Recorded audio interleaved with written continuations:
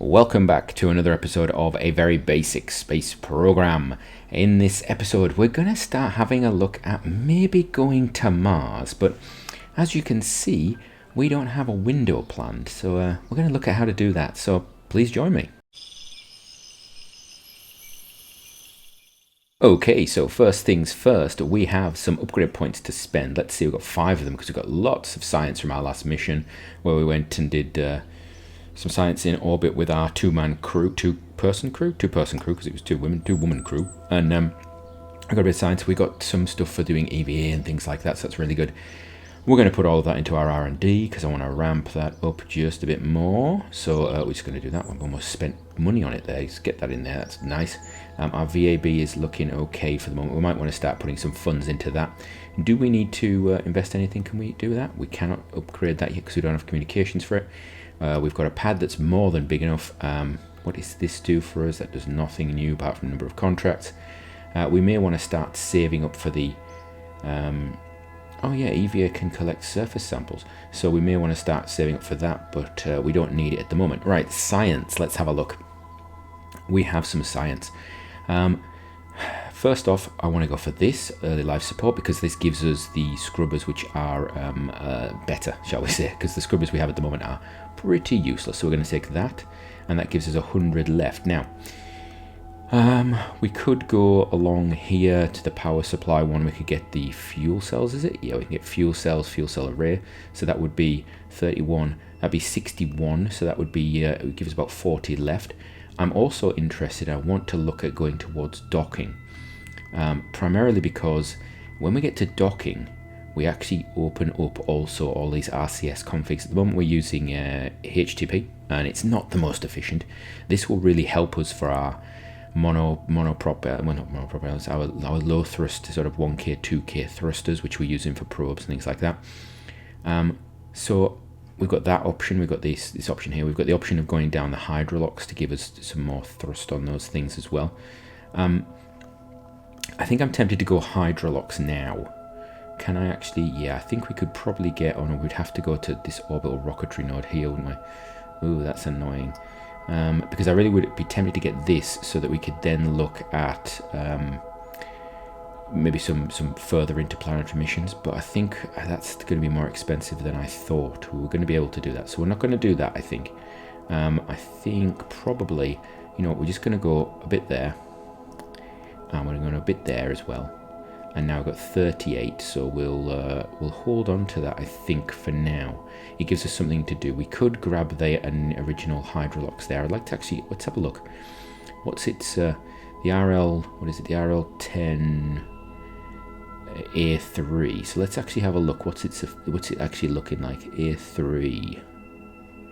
Which is the one that we've actually got at the moment? It's the A31. It's the alternative config.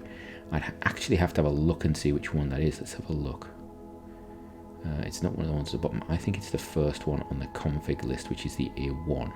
I think it's this one we get, which has a reliability of 84%. So we definitely have to launch 2 of these to actually make sure that we got anything.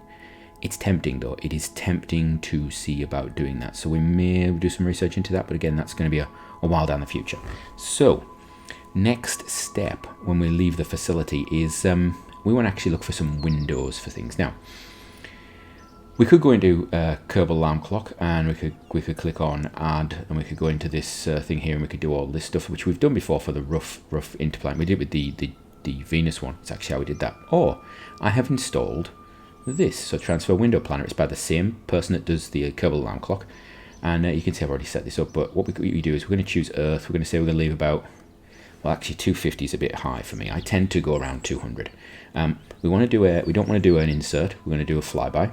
We're going to go to Mars, and it will automatically say which dates and years you want to go for, and the time of flight and things like that. We don't really need to worry about that. We're going to plot it, and it gives us this nice window here that we might want, and that tells me that that's going to be the first half of 67, which is, it's 10 months away, which is not what I want. So what we're going to do is we're going to say, what about down here? So you can see that's going to be total delta of 3,600 meters per second. If we come down here though, it's a bit more. It gets a bit more, but we could actually, if we want to go really quick, we can actually do it in the same time period as for a flyby.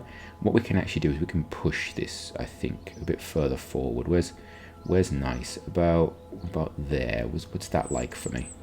That there requires about 4,000. Okay, it's going to be about 4,000. We're going to do a flyby. We're not going to try and capture with this first mission.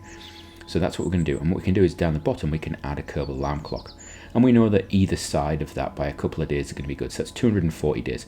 The original window that we were getting generated was actually, I think, going to be around here, because there is a sweet spot. And if I zoomed in, if I was clever on editing, there's a sweet spot. You see these two high things here. There's this point here. You'll often find a sweet spot right in the center, but actually hitting that can sometimes be a bit hit and miss.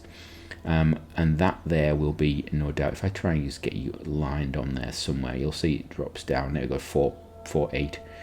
That there would have been a bit quicker. So we would have been looking at it departing in about 60 to 90 days, something like that. Is that right? Yeah, 60 days. So that's potentially a little earlier, but there we go. So we've got our marker there. We also want to maybe have a look at something like Mercury. So let's have a look at Mercury. If we've got any sweet spots we've got there, that one there is potentially, but there's a lot around here. That's going to be there. We're going to plot that. We're going to actually ask it to mark that for us. So the Mercury one is, oh, that's interesting. It's done it in a much shorter time period. So we've got a Mercury one that is going to be, and if you hover over them, it will show you quite nicely. That one's going to be 5,000. So we could get a Mercury flyby 5,000, which is quite nice. And what I would actually be doing right now is I'd be writing these down. You can just hover over them in different things. So you've got 4,000 for that, 5,400 for that. We may also, want to go back to Venus, but we do want to send something out potentially to Jupiter, because once you go on a flyby of Jupiter, it opens up all the other contracts. Now you can send the flights to everywhere else first, and then you can actually take the contracts for them. But we might want to get our Jupiter one on its way anyway. And you can see there's a nice marker there. If we add it to the alarm clock, Jupiter, in about a year and a half, we get this really nice bit. There is, however, another one. Let's have a look. That's going to be about 6,000. It's going to take a long time. What about down here? What have we got down here? We could go a lot quicker down here, couldn't we? Not brilliant. Right, so potentially, if we want to go quicker and sooner, we could, which is down there, and we might add that there as well. So that's a quick one, but that is going to be 7,000 delta V. So we're actually going to get rid of that. I don't think we've got the delta V for that right now. So let's go build ourselves a probe for Mars. Let's go to the VAB. Right, so we're in the VAB, and I've just loaded up Discovery 2, and I've just pulled off the lower section here. We're going to rename this as Discovery 3, because this is going to be where we're going to start, because we don't want to completely sort of, in fact, you know what, we're going to put that on the bottom and then save it. Right, we don't want to completely sort of start from scratch. So let's have a look. Now, what were some of the problems we know about this craft? Well, first of all, fuel on this was a bit, shall we say, iffy. So we need to maybe think about changing that. So let's first of all have a look at this. First of all, let's get rid of these. We know it was reasonably mobile. We're going to check first of all what our range is on this. So let's go to antenna planner. Where is it? Where is our antenna planner? We're going to go to that. There you go. I want to go, we're on S-band. We're going to go to Mars. There we go. It's nice. You don't have to actually use a spreadsheet or anything to figure it out. We're currently on tech level 4. We're going to go via the S-band. Right. And there we go. Let's plan that. Okay. So we know this craft will have something at both sides. So from this parabolic antenna to Madrid, we're going to have that wonderful, brilliant. We're on tech level 4, tech level 4. Oh, we can actually upgrade that. That's actually better, isn't it? Right, try that now. Is that right? Is that still going to be? You know what? We might want to close that and have a look. Let's have a look. What's its wattage? It's using more wattage on idle, but it's using less when it's actually active. It gains us a little bit of signal, but it's not actually giving us much. So we're gonna keep it on 3 because power may be a limiting factor for us. This thing is doing a flyby, so it's going to grab data, store it, and then it's going to be doing whatever it wants with it. Am I going to reshape this? I don't know. Let's have a think about this. Is this that's the avionics? Let's turn the avionics on and let's see what control we actually have. We do not have an antenna there. Let's turn that on and let's have a look at the old mass of the craft. Is currently a 0.448 and avionics is 0.5. Okay, I don't think we need 700 meters per second, so we're gonna reduce this down just a smidgen. We're gonna shorten it, I think, length down a bit. There we go, and that makes us a lot lighter. So we know those solar panels are not actually going to be good enough when we're at Mars, so we need to think about what sort of options we have. We could go solar and just go lots of them. I'm tempted, however, by going for this. We could go nuclear. We could go, well, isothermal generator, doodly whatsy things. That's a technical term. Let's stick that on there and let's see what that does for us. So we can see that when we're doing something, what happens when I deactivate the avionics? Shut down avionics. Right, that one there will actually provide for this. So what we could do is put a couple of these on and see what it does mass-wise. They aren't the lightest things in the world, but we could play with them a little bit, can't we? We could play a little bit with them. So we'll put them, let's see, we'll put one there, one there. Okay, not a very good idea sticking them. I'm just trying to think where's the most sensible place to stick these on the craft. Probably up here. Yeah, there we go. One on each side. That looks terrible, doesn't it? It would obviously interfere with things. But we are now getting enough electric charge there. So we could actually get rid of the solar panels. And we can see that we have more than enough electric charge now when the avionics is off. And when we turn the avionics on, we've got 23 hours. So that's not bad, actually. So we now know that actually, we've got 23 hours of thingy. It will deactivate when we're not doing anything with it. Actually, let's see. Turn on all these things. What are they going to do to power usage? So we get 16 hours of absolute total control. But we're not going to need the avionics very often, to be fair. So that's not a problem. We'll just activate it anyway. So I'm not too worried about that. I do think the design's a little bit clunky though, so maybe we'll do something completely new. Yeah, you know what? I'm going to go away. We're going to put something together that's suitable of having these nuclear bits on it. Before we do that though, I ideally don't want to add to the size of our fairing. So let's actually look how much space we have in the old fairing, because we don't want to, if I'm going to go long or tall or anything like that, we want to make sure there's space. So this is one thing you can do, just have a look and see what you got. I can go for a taller, potentially a little wider craft on the top there. We could go for something that's quite sort of wide. We've got a lot of space there. Also potentially we could reduce the size of this thing as well. We'll leave those solar panels on there. I'm not sure whether we will have enough electricity with the deactivation of that. That'll be quite interesting actually to see what that is. In fact, let's do that now. If we take this off, what's our electricity looking like? We get 2 days. Okay, is this active? Is this active? Let's activate it, and it's 13 hours. If I do this, and then I take that and I shut down that as well, perpetual. So we do have enough. As long as these avionics are not working,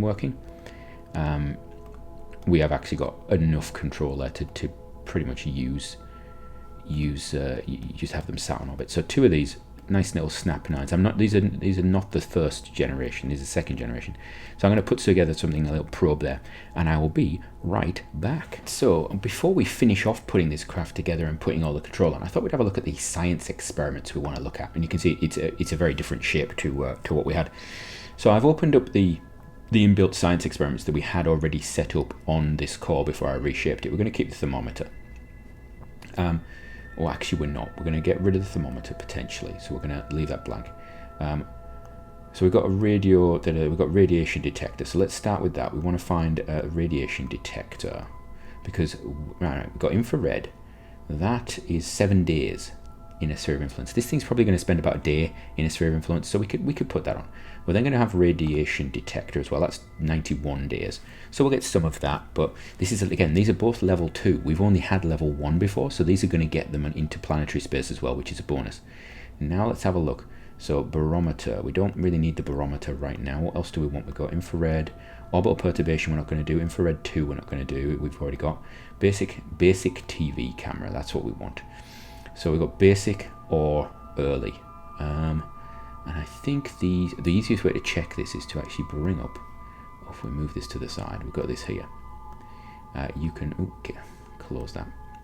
We can actually have a look down and go, right, what have we got? It's visual, is it? Visual imaging 2, which is visual imaging. So we can actually check down, that's visual imaging, and that's visual imaging 2. So that we're going to have that. It takes a bit of data, can do all of these different things. Wonderful, we'll have that. And then we have the early TV camera. I don't need this up actually at the moment. Got the early TV camera. Don't need that. Micrometeorite, we don't need that. Mass spec, have we done a mass spec? I don't think we have. So there's the mass spec there, which takes 14 days. Minimum eccentricity of 0.15. We are not going to be circular, so that's fine for us.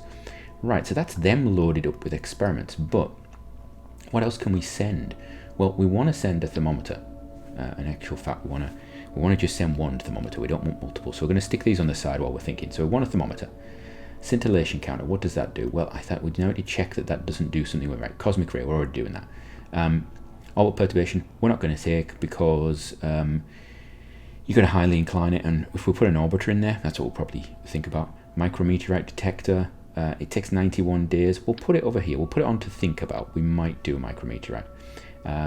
Mass spec 2 we've got on board, so we don't need that. We've got infrared, we've got that, the iris, so that's imaging spectroscopy. Ooh, now I thought we had infrared 2. We have infrared 2. Where's infrared 2? There's infrared 2. So we don't have this. This gives us a high space, low space, 91 days. And there's no limits to it, so we'll just stick that. That's definitely something we want to take. What else we got? Magnetic scan 2. Do we not have magnetic scan 2, do we? No, we don't. So we'll have magnetic scan 2. We'll put that on there as well. Something to have. We don't need Geiger Muller. We don't need that.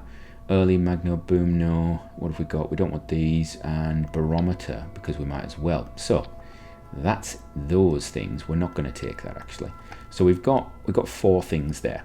If we do these by size, no, actually by mass, we can see barometer and thermometer pretty much the same. So we'll offset them opposite sides of the craft to each other. Then the other one we've got is the magneto boom, which is a mass of 0.0025 tons. And where's the other thing? We don't want the visual camera. Actually, it might be worth us. Yeah, this thing is 0.18. It is big. Imaging spectroscopy. Is there something else similar sized to the magneto boom? I don't think there is.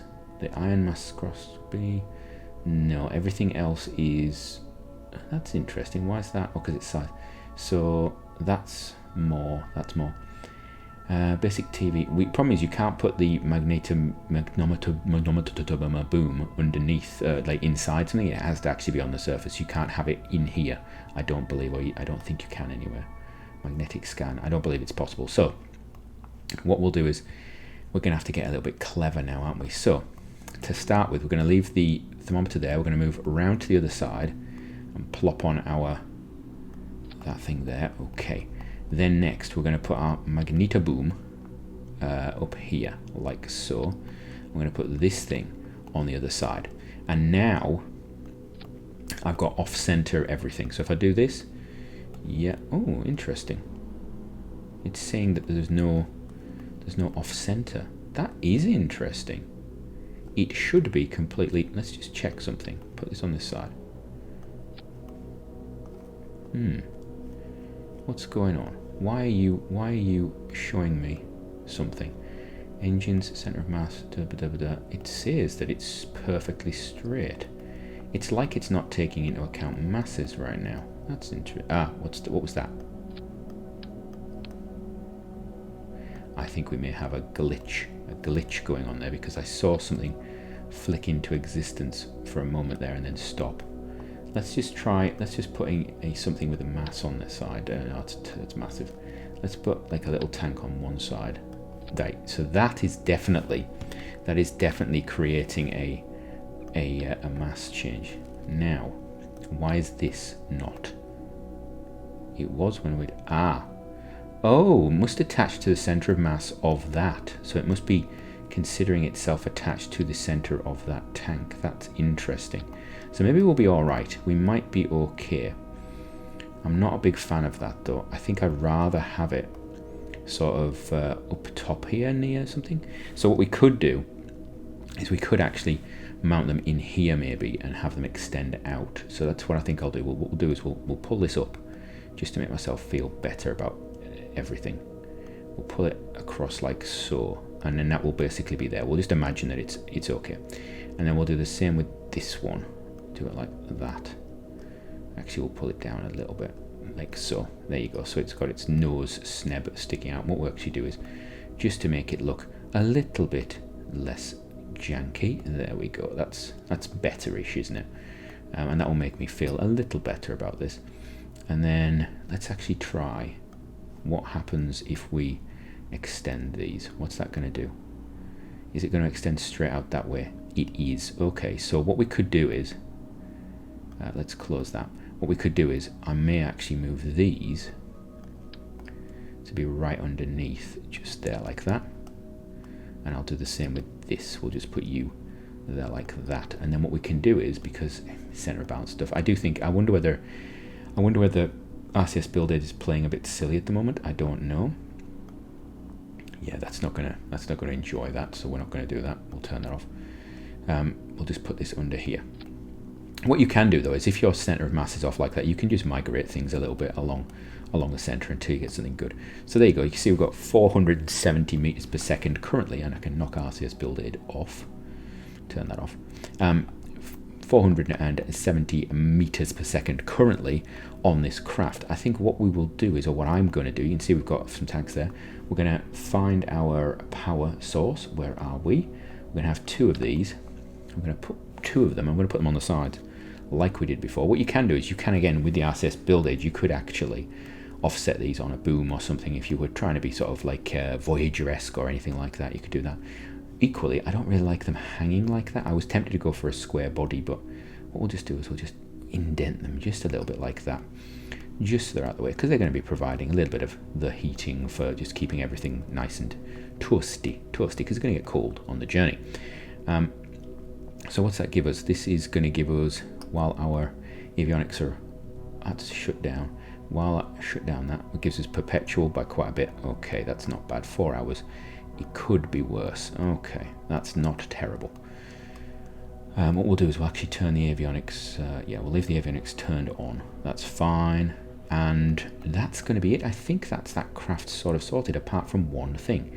We need orientation, don't we? So where are we going to do with these?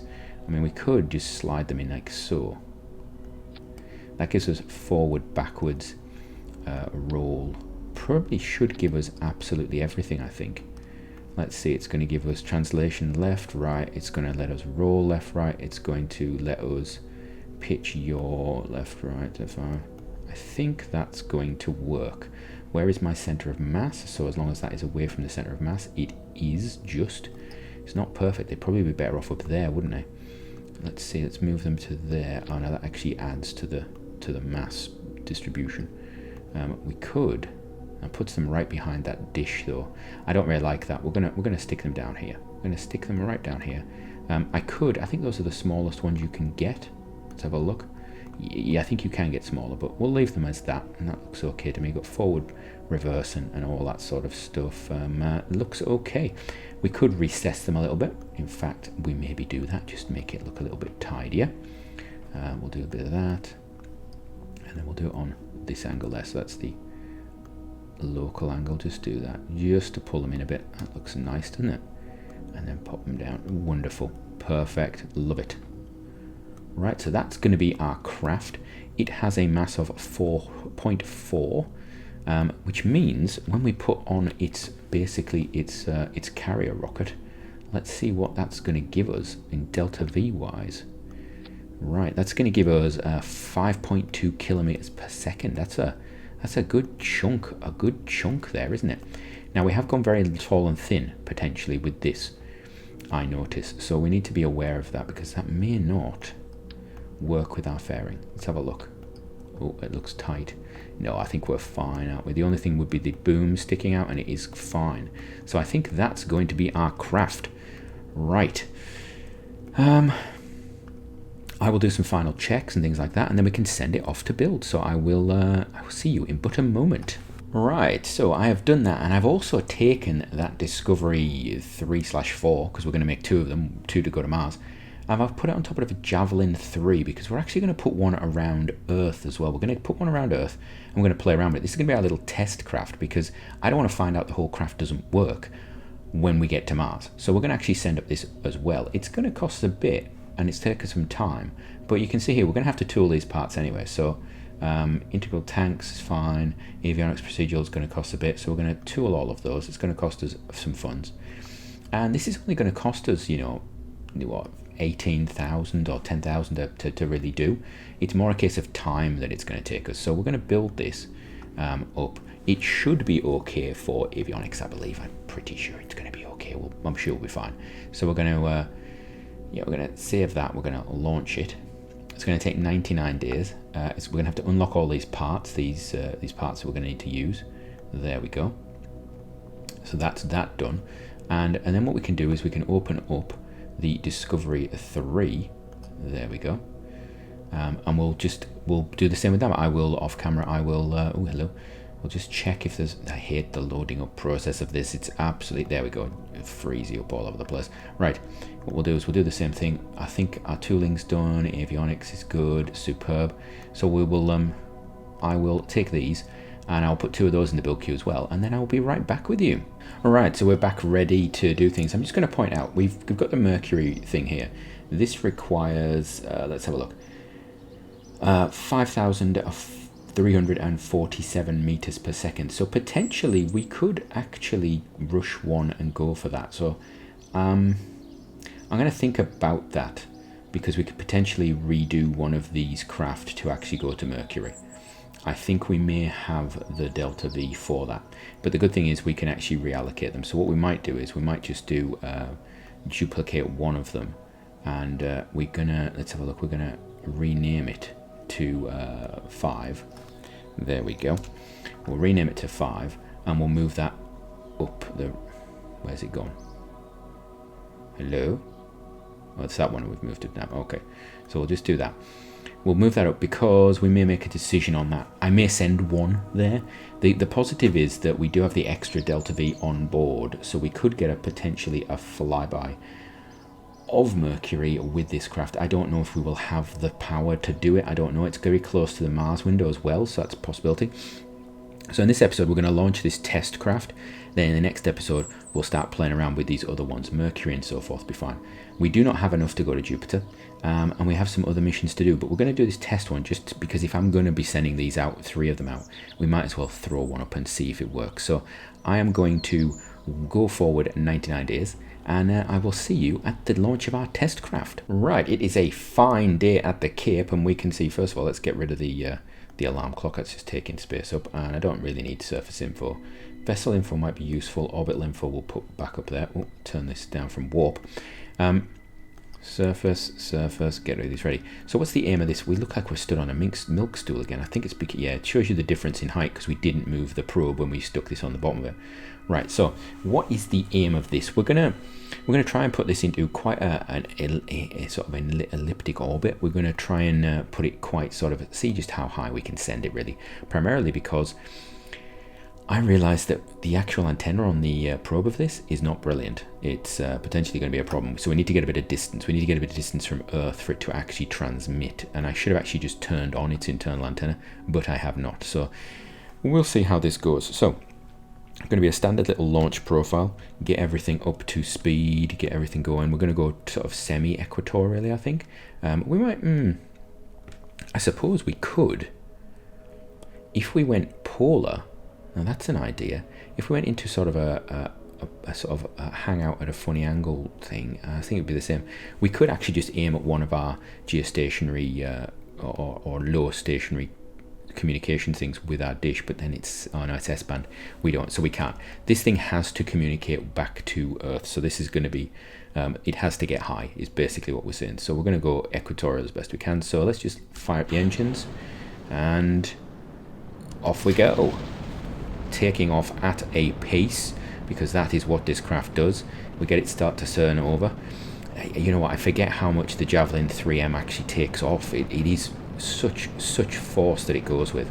You know, you're looking at, what was that, 3G, 4G potentially, something like that. I don't know. It has a bit of a push, shall we say, even at this low altitude, and we do lose quite a bit to drag actually, but we get up there. We start to get up there nice and quickly, which is very nice. What I will do is we'll just speed up the timey-wimey warpy. There we go. Get rid of those fairy casters. There we go. I am going to think I'm going to phase out the caster a little bit. I'm tempted to. We've got a roll going on actually. This is interesting. So this is supposed to be stopping our roll, but it seems to be inducing a roll for some. Yeah, our roll's locked on. We have a big roll problem going on right now. This is interesting. This is not what I expected. Now, is that something to do with our craft at the top? That is going to be potentially interesting if this roll continues, or is it something to do with the caster mounts again, because they are notoriously difficult for me right now. They seem to be intent on destroying my world. Right, so this is going up. Okay, actually we're going to stick it at 15 degrees attack. We're going to keep going fasty. We don't mind what our final altitudes are. In fact, it'd be better if we had a very sort of highly elliptical orbit, primarily because that's just the way I want it to be. No, because we need to get high up to get a signal. We may not even get signal back to Earth with this craft. I actually don't know. Right. Oh, staging mishap there, but that's okay. We're high enough, so we need to remember that with the others. We need to check where their upper stage decoupling is going to occur, and then we'll get this back. Oh, can't do that because we've now gone over the marker, so we're going to do manual control to do that. Again, we're going up to 200. I actually don't mind us just holding horizontal right now. We're actually, yeah, we're going to have more than enough. This is going to be a big push out, hopefully. It'd be interesting to see how far out we go. What we can do is we could actually turn this on. It's a bit cheeky, but we could get it going, get that going, get this going. What else we got? We got this thing could be going. Yeah, get that going. And the other thing on this side, can we pick you up? Oh, now that's an issue, isn't it? Can I actually turn you on? Right. So note to self, what we can do is, if we can't click on it, we can actually bring it up inside the this thing here. We can actually look at, where is it? Here we are. We could actually do this, and we can actually turn all these things on from here manually. There you go, like so. And it'll do that for us. So that's if you can't actually click on something. The problem we may have is that it may be considered to be occluded because of that, but we'll see. Right, we're going to be needing to push up just a smidgen there, just to give me a little bit of a push up there. It'd be interesting to know how much science we're actually gathering. Are we gathering science? Oh, it is actually running. That's interesting. That is interesting. Space low. Okay, and there we go. We're now on way to space. We're going to get a decent, I hope we're going to get a decent altitude, and then we can shut off everything. And what I might do is actually, I might do that. I'm going to shut this down. Right. So what's the next thing? Well, I want to see how high are we up.